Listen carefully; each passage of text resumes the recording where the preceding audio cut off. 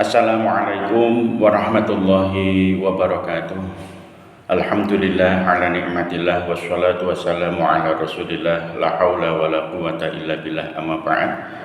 Rekan-rekan jamaah yang kami hormati, para sami'in sami'at yang selalu setia dengan kami dalam kajian-kajian ilmu fikih yang berusaha kami baca dari keterangan kitab Safinah, melanjutkan atau mengulangi kembali. Kemarin yang terakhir kita telah mempelajari tentang al-ma'u itu dibagi menjadi dua. Jadi air secara kuantitas, secara kuantitas itu tadi kemarin itu kan dibagi menjadi dua.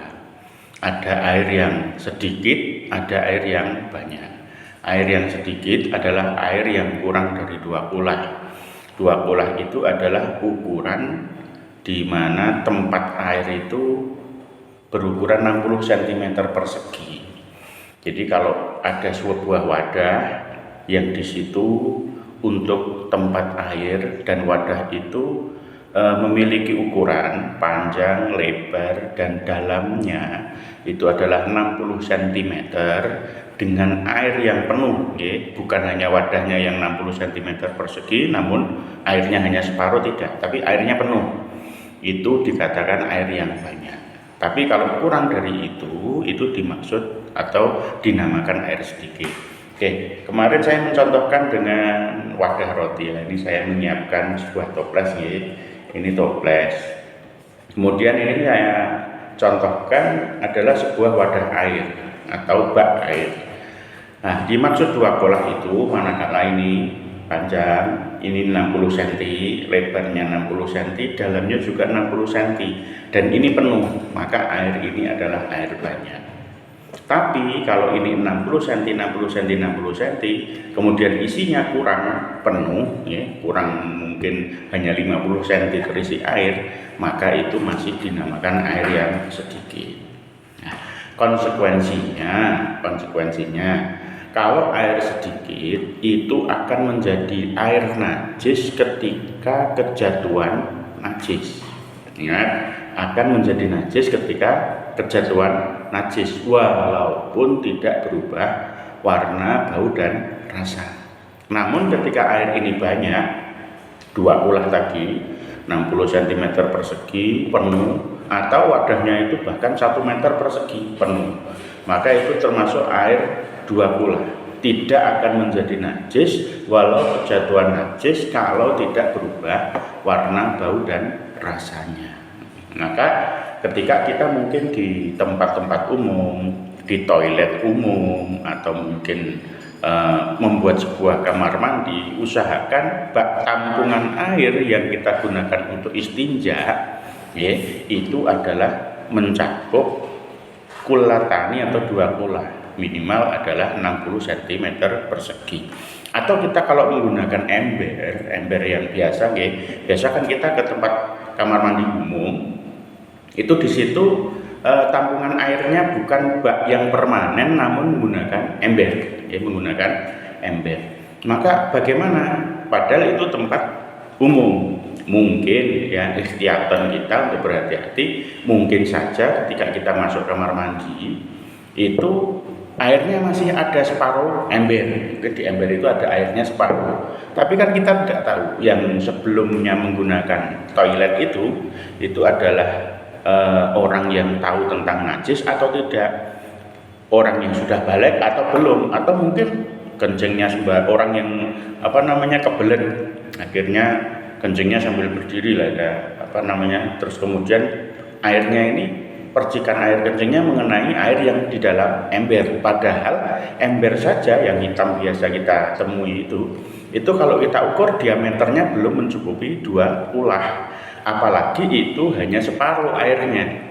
Maka kita ikhtiyatan bagaimana caranya ketika kita masuk kamar mandi yang umum, lebih baik kita menuang atau membuang airnya dulu untuk membersihkan sekitar toilet yang akan kita gunakan, baru kita letakkan ember yang kosong, kita aliri dengan air dari keran, baru kita qadil hajat. Kemudian ketika selesai bisa menggunakan air yang kita tuangkan dari keran tadi untuk istinja. Nah itu penting karena apa? Kalau kita itu membersihkan istinja itu kan membersihkan najis, namun dengan menggunakan air yang najis, maka ini juga tidak pas atau tidak baik. Walaupun kita mungkin husnudzon, tapi lebih baik kita ikhtiaton.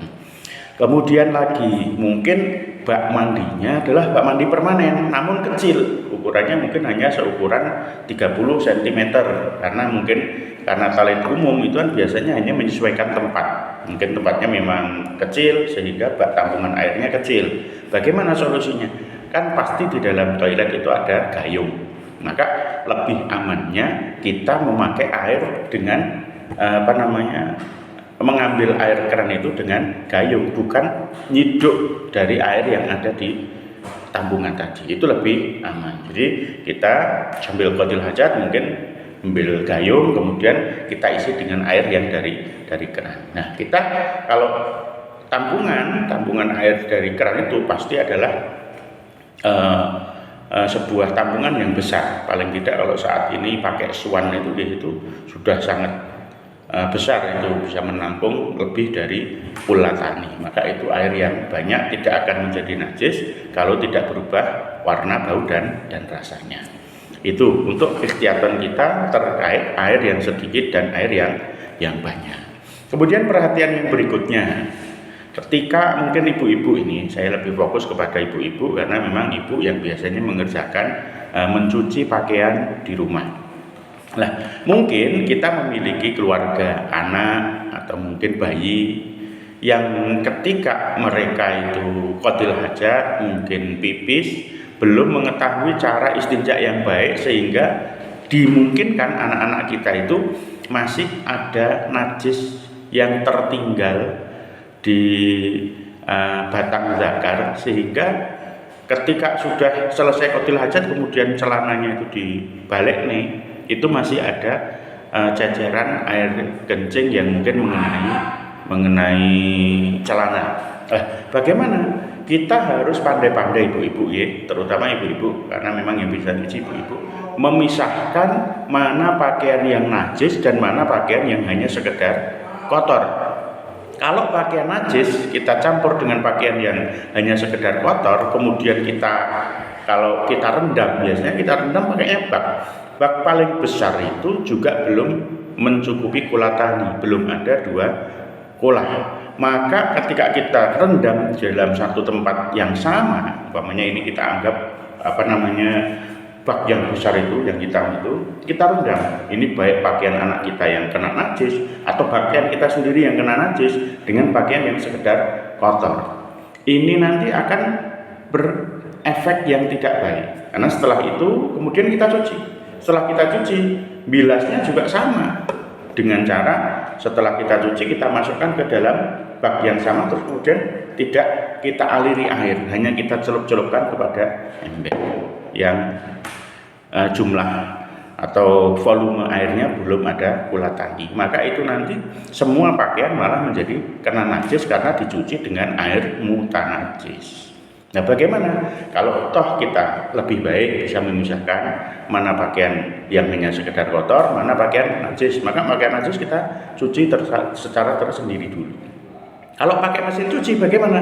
Oke, pakaian-pakaian yang hanya sekedar kotor, tidak kena najis, kita masukkan ke dalam mesin cuci langsung, tidak masalah. Tapi kalau pakaian yang jelas diperkirakan ada najis, kita cucikan dulu.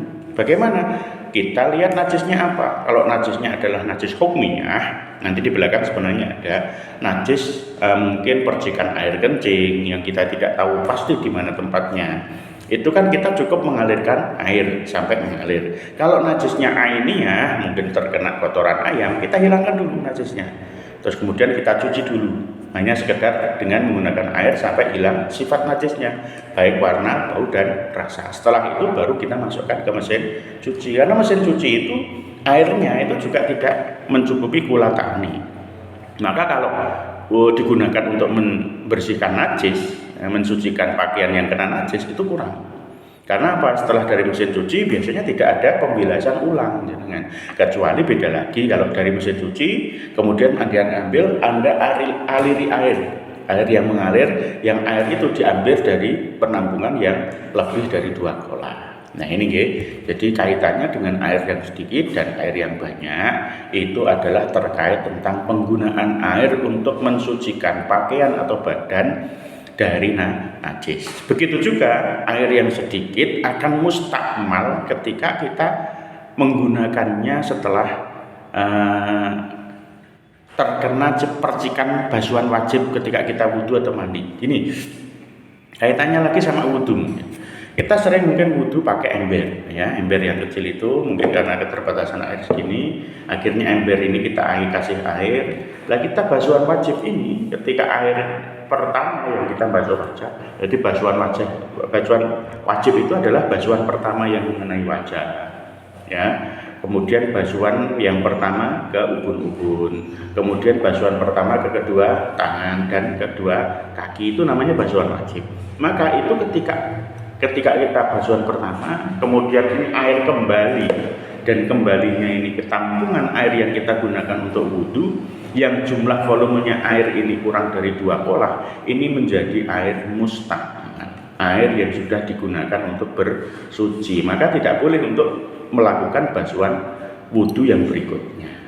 Jadi saya ulang, jadi kalau kita menggunakan ember dalam berwudhu atau menggunakan gayung, jangan sampai basuhan wajib ini kembali kepada tempat air yang kurang dari 2 kolah. Adapun kalau 2 kolah, mungkin kita punya kamar mandi bak mandi besar yang jumlahnya itu, jumlah volume airnya itu lebih dari 2 kolah, mungkin 1 meter persegi, kita wudhu airnya dikembalikan ke situ tidak masalah, asalkan 2 kolah. Maka kita sering menjumpai di pesantren wudhunya itu dibuatkan bak seperti kolam besar itu yang ukurannya mungkin 5 meter kali 4 meter, 5 meter kali 2 meter, dalamnya 1 meter itu, karena itu sudah termasuk air banyak. Jadi ketika kita membasuh muka, airnya kembali ke situ pun itu masih tetap dihukumi air yang suci. Nah, kalau tidak berubah warna, bau dan rasa, kalau kena najis. Kalau air mustakmal itu walaupun ini tetap jernih setelah kena basuhan pertama, ini tetap airnya air